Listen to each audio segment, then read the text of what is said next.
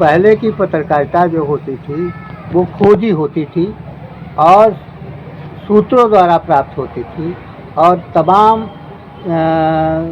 अपनी पहचान छिपा कर होती थी।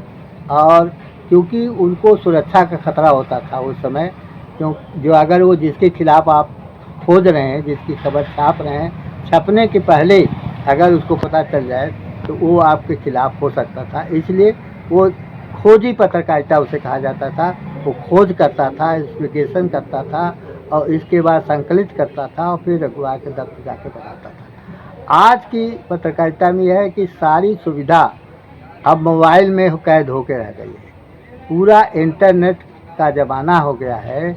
आपको बैठे बैठे खबर घर पर ही मिल सकती है।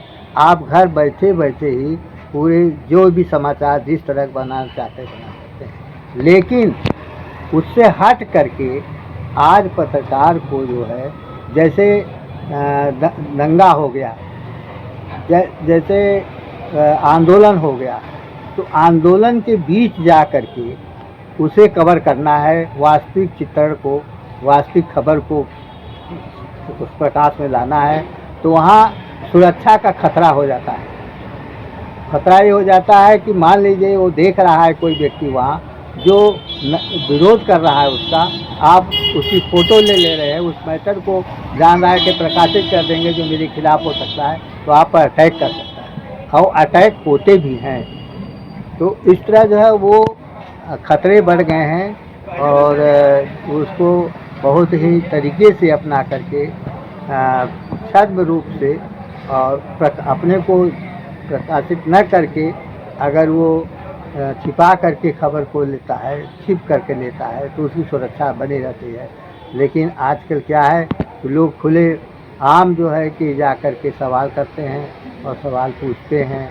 जो पूछना चाहिए नहीं पूछना चाहिए वो ही पूछते हैं और ऐसी खबरों को दिखाते हैं जो खबर नहीं दिखाया जाना चाहिए।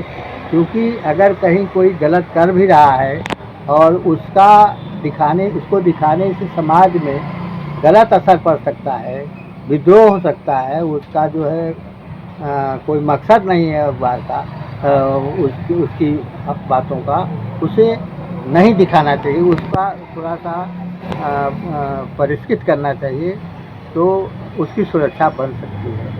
और बाकी तो सुरक्षा तभी हो सकती है जब आप अपने को स्वयं सुरक्षित रखना चाहेंगे। बाकी तो आज देखिए युद्ध हो रहा है, तो युद्ध की खबर कवर करना है तो वहाँ मिलिट्री का जो रूल है, जो नियम है, जो बताए उसके अनुसार आप चलेंगे, आप सुरक्षित रहेंगे, खबर भी ले लेंगे। अगर इसी तरह खबर को स्वयं सुरक्षित रह करके, अनुशासित हो करके अगर आप खबर लेते हैं तो आपको संकट नहीं आएगा, नहीं तो संकट तो खड़ा हो ही सकता है।